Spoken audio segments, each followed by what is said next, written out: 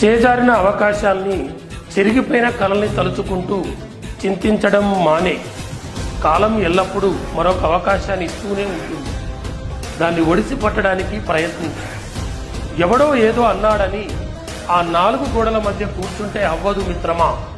నిన్ను అన్నవాడు ఇంకొకసారి నిన్ను చూస్తేనే తల దించుకునేలా చెయ్యాలి.